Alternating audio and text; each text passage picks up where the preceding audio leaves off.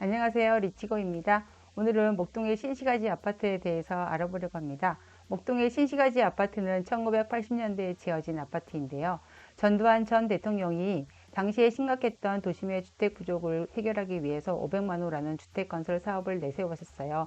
그리고 86 아시안게임과 88 올림픽을 유치하면서 김포공항에서 서울 중심부로 들어설 때 바로 이 목동과 신정동 일대가 무허가 주택과 논밭으로 되어 있었기 때문에 외국인들의 눈에 아직도 개발되지 않은 나라라는 이미지를 심어주게 될까봐 걱정이 되어서 개발이 아주 잘된 나라라는 이미지를 보여주려고 했었던 것 같아요. 그래서 이곳을 주택단지로 개발하게 됩니다. 목동 신시가지 아파트는 모두 14개의 단지로 되어 있고 목동에 1에서 7단지, 신정동에 8에서 14단지가 있습니다. 목동은 교육으로 유명한 곳이기 때문에 학교나 학원의 위치에 따라서 단지를 골라서 거주하고 있다고 합니다. 보통은 목동의 1에서 7단지를 조금 더 높게 평가하고 있다고 합니다. 가격도 조금 더 높은 것을 볼 수가 있어요. 그리고 아파트가 오래되다 보니까 베란다 누수 등 노후화된 곳이 많은데 안전진단 때문에 불편을 감수하면서 고치지 않는다고 하는 우스갯소리도 있더라고요. 일단 통과되면 고친다고 기다린다고 하는 단지들이 많다고 합니다. 얼마나 안전진단이 통과되기를 바라면 이런 불편함도 감수를 할까요? 우선 정밀 안전진단의 순서를 간략히 알아볼게요. 첫 번째 예비안전진단, 두 번째 1차 정밀안전진단, 이것은 민간 업체에서 실시를 하고요. 세 번째 2차 정밀안전진단, 이것은 공공기관에서 실시를 하게 됩니다.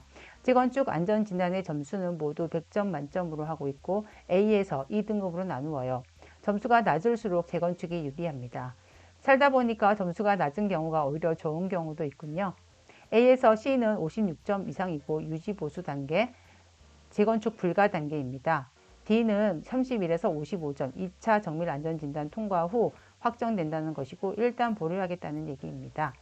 E는 재건축 확정 단계입니다. 목동 신시가지 아파트의 안전진단 상황을 한번 살펴보도록 할게요.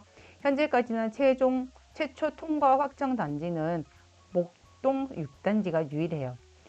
그리고 1차 정밀안전진단 통과가 된 단지는 12단지, 2차 정밀안전진단 진행 중인 단지는 1에서 5단지, 7단지, 10단지, 13단지, 14단지입니다. 올해 여름쯤에 결과가 나올 거라는 예상은 있지만 정확하진 않습니다. 2차 정밀안전진단 의뢰한 단지는 8단지, 안전진단 탈락된 단지는 9단지와 11단지입니다. 아파트의 재건축은 1, 2차 정밀안전진단 통과 후 조합 설립, 사업 시행, 관리 처분 인가 등의 단계를 거치면서 진행이 되는데요. 공공기관에서 진행하는 구조 안전성의 50%를 충족하는 것이 어렵기 때문에 탈락된 단지들이 많이 나왔었죠. 탈락된 단지들의 주민들은 주차 공간의 부족, 소방시설 미비, 잦은 배관의 고장 등의 주거 환경의 열악함을 호소하고 있어요. 중공연도가 비슷한 6단지는 2차 정밀 안전진단을 통과했는데 9단지와 11단지가 탈락되었으니 기준이 뭔가 다른 게 있나 의문이 생기겠죠.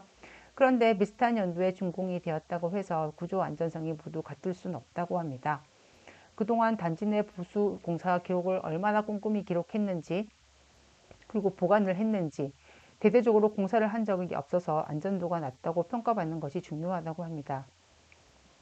목동 신시가지 재건축이 더 늦어지는 데에는 아무래도 안전진단 통과 여부의 불확실성이 클 것 같은데요.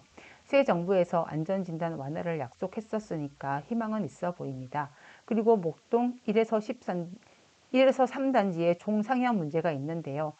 목동 신시가지 아파트는 서울에 몇 안 되는 대규모 재건축 단지이지요. 목동 6단지가 신속 통합 계획을 추진했음에도 서울시가 인근 단지 상황을 고려해야 한다며 적용을 보류한 상태에 있는 것과 같은 배경이라고 할 수 있겠죠. 모두 14개 단지를 전체 통합한 개발만 허용하겠다는 뜻인 것 같습니다. 그리고 토지거래 허가구역으로 묶여서 거래가 쉽지 않다는 점도 있어요. 토지거래 허가구역은 당장 2년 이상 실입주를 할 사람만 주택을 매입할 수 있으니까요. 그리고 전세보증금을 끼고 집을 사는 갭투자를 할 수가 없는 것이죠. 사실 서울시에서 토지거래 허가구역을 지정한 데에는 가격 상승을 염려했을 텐데요. 토지거래 허가구역은 1979년부터 지정을 하였었는데요. 원래 목적은 신도시나 그린벨트 지역의 대규모 국토 개발 시에 투기 수요를 억제하기 위하여 시작이 되었는데 지금은 남용이 되어서 도심의 주택에 토지를 끼고 있다는 이유로 적용을 한다는 것은 너무 편법적인 것 같다는 생각이 드네요. 주택을 팔고 다른 곳으로 이주를 하고 싶은 사람도 분명히 있을 텐데 거의 팔 수 없게 만들어 놨으니까요. 사고 싶은 사람도 거의 못 사는 거고. 또 하나는 재건축 초과이익 환수제가 본격적으로 적용이 된다는 점도 있겠죠. 제초안은 노무현 정부 때 처음 만들어서 2012년 12월부터 17년 12월까지 한시적으로 유예가 되었었는데 그래서 이 기간에 관리처분 인가가 난 재건축의 아파트들은 제초안 적용을 받지 않았었죠. 예를 들면 둔촌주공이 있겠죠. 제초안도 문제점이 많은 제도라고 생각됩니다. 장점이라고 하면은 서울시가 아파트 35층 규제를 폐지하고 용도지역 전면 개편을 예고한 2040 서울 도시기본계획을 발표해서 재건축의 사업성이 높아질 것이 예상이 되어 기대감도 높아질 것이라는 것과 대선 이후 새 정부가 주요 단지 재건축 속도를 높이기 위해서 안전진단 규제를 완화할 가능성이 높다는 것이겠죠. 안전진단이 통과가 되면 가격 상승은 당연히 뒤따르게 될 것 같습니다. 저는 주로 11단지를 둘러보았는데요. 안전진단이 탈락된 단지라서 대선 이후 안전진단 통과에 대한 기대감을 갖고 있지 않을까 하는 생각 때문이었어요. 단지의 동간거리가 매우 넓었고 30년이 넘은 아파트이지만 관리가 매우 잘 된 느낌이었어요. 주변 상가는 아직 예스러운 모습이 남아 있었고요. 옆에 있는 12단지와의 사이에 있는 도로가의 벚꽃길도 참 예쁠 것 같더라고요. 제가 갔을 땐 아직 벚꽃이 피지 않아서 못 봤는데 언젠가 다시 한번 가보고 싶은 그런 아파트였던 것 같습니다. 목동 신시가지 아파트에 관심 있는 분들께 도움이 되었으면 좋겠습니다. 감사합니다.